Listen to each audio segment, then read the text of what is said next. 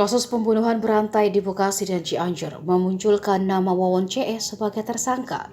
Serial killer Wawon CS yang menyita perhatian publik ini pun direspons psikolog forensik Reza Indragiri. Menurut Reza, sekalipun tersangka belum pernah keluar masuk lembaga pemasyarakatan, akan tetapi dalam penilaian pengulangan perbuatan jahat bisa disebut residivis. Ia menyebutkan dalam cap residivis ada 8 faktor yang bisa ditelaah.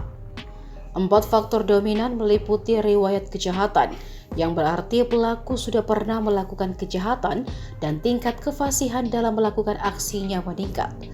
Faktor dominan kedua adalah semua tersangka memiliki pola kepribadian antisosial.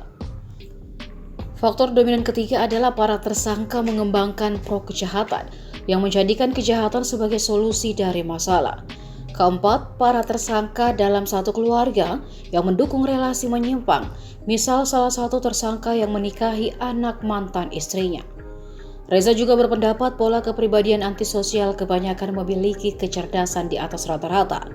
Artinya, wajar jika tersangka selama ini tidak dicurigai oleh lingkungan sekitar, karena mereka memiliki kecerdasan ditambah tingkat kefasihan meningkat akibat perbuatan yang berulang.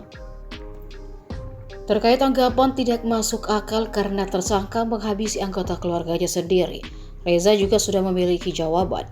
Ia tidak menampik dari kacamata orang luar terkesan tidak masuk akal. Tetapi jika masuk ke diri pelaku, apakah mereka benar menganggap korban anggota keluarga sendiri? Mengingat para pelaku menganggap orang sekitar sebagai sasaran kejahatan.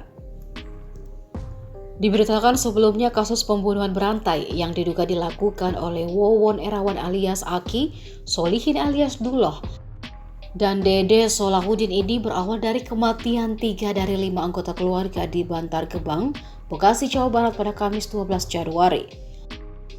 Korban meninggal di Bekasi merupakan keluarga dari Wawon. Mereka terdiri dari istri Wawon bernama Ai Maimunah, serta 2 anak tiri Wawon, yakni Ridwan Abdul Muiz dan Muhammad Rizwande.